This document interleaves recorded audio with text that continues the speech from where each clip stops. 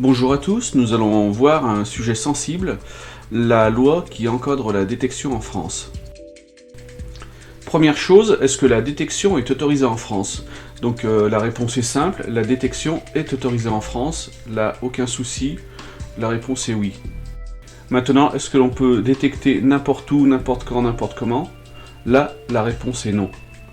Donc des lois existent pour encadrer la détection, et c'est ce que nous allons voir, car c'est un sujet assez sensible.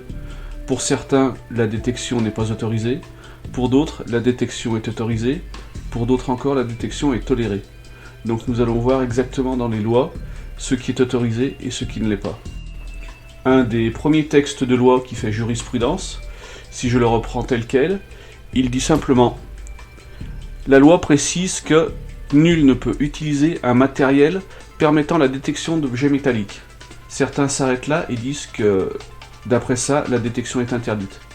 Mais si on va un peu plus loin, nul ne peut utiliser du matériel permettant la détection d'objets métalliques à effet de recherche de monuments et d'objets pouvant intéresser la préhistoire, l'histoire, l'art ou l'archéologie. Donc en gros, si vous détectez sans but de recherche historique ou archéologique, la détection est totalement légale. Par contre, si vous allez sur un site historique ou archéologique, là, vous êtes hors la loi. Et ce texte précise bien, nul ne peut utiliser du matériel pour une recherche sans avoir au préalable obtenu une autorisation administrative. Donc certains se disent, la détection sans autorisation administrative est interdite. Là encore, c'est faux. La détection est totalement libre, tant que, je le rappelle, elle n'intéresse ni l'art, ni la préhistoire, ni l'histoire. Par contre, si vous voulez détecter sur un site, là, vous devez au préalable obtenir une autorisation administrative qui, je vous rassure, ne sera jamais acceptée. Donc, en gros, si vous détectez sur un site qui ne présente aucun intérêt historique ou archéologique, la détection est totalement libre, dans le respect de la propriété privée, bien sûr. Par contre, si vous aviez l'intention de faire des recherches sur un site historique ou archéologique, là, il faudrait vous retourner vers la préfecture, faire une demande, qui vous sera refusée. Donc, en gros, c'est totalement interdit. Il peut exister des cas un peu spécifiques. Vous allez sur un site qui n'est pas répertorié, qui n'est pas un site reconnu comme historique ou archéologique. Là, vous détectez, vous creusez et vous tombez sur un objet pouvant intéresser l'histoire ou l'archéologie. Que faire? Là, la loi précise que vous devez déclarer toute découverte qui peut intéresser l'art, l'histoire ou l'archéologie. Maintenant, si vous y allez avec un détecteur, pour prouver que la détection a été faite de manière fortuite, à mon avis, il va y avoir quelques soucis et vous... Il existe aussi des cas particuliers selon certaines régions, où là, la détection est interdite, mais pour des raisons de sécurité. Si par exemple, vous allez détecter sur un ancien champ militaire, sur un champ qui a été bombardé, vous risquez de tomber sur des bombes, des obus non explosés, et là, vous risquez de mettre votre vie en péril. Donc, pour ces raisons, dans ces régions, la détection est totalement interdite.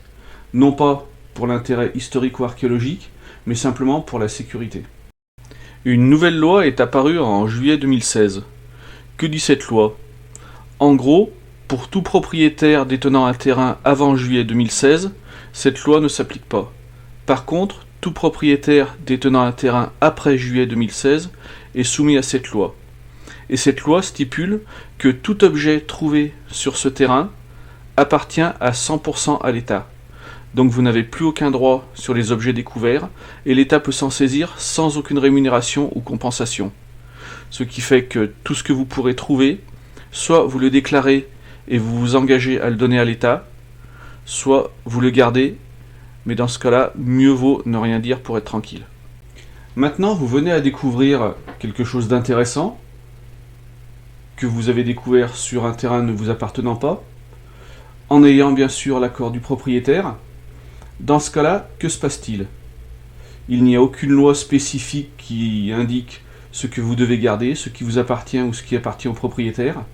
Donc dans ces cas-là, ce qui est judicieux de faire, c'est d'établir dès le départ, avant toute fouille, ce qui reviendra au propriétaire et ce qui vous reviendra en propre. Car en cas de conflit, Le propriétaire peut très bien dire que tout lui revient et que vous n'avez aucun droit sur ce que vous venez de découvrir. Maintenant, où détecter et comment détecter? Vous venez de vous acheter un détecteur, vous voulez l'essayer. Comment faire?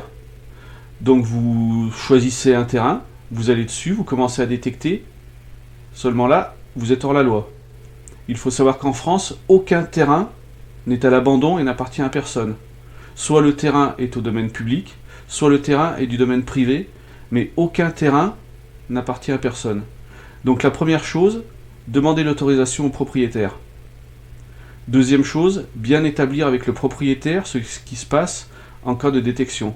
Donc en résumé, pour être tranquille, pour bien détecter, première chose, s'assurer que le terrain n'est pas répertorié comme site historique ou archéologique. Deuxièmement, si vous êtes chez vous, aucun souci, vous pouvez détecter en toute liberté. Si vous choisissez d'aller détecter sur un terrain ne vous appartenant pas, bien demander l'autorisation du propriétaire. Si le terrain appartient au domaine public, ne pas hésiter à faire appel à votre mairie pour demander à qui appartient le terrain et si vous avez le droit de détecter dessus. Éventuellement, faire une demande écrite avec tout ce qui stipule le partage des découvertes. Et dans ce cas-là, vous pouvez y aller sereinement, sans problème. Si vous avez un contrôle de police ou de gendarmerie, vous faites voir votre autorisation de détection. Vous leur dites bien que la détection est autorisée en France. Et là, vous partez sans aucun problème.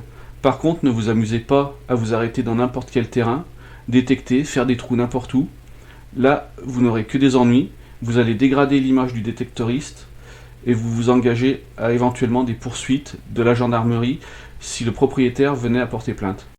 En espérant que cette vidéo vous ait plu, je vous invite à vous abonner à ma chaîne et bien sûr à laisser des commentaires. A bientôt.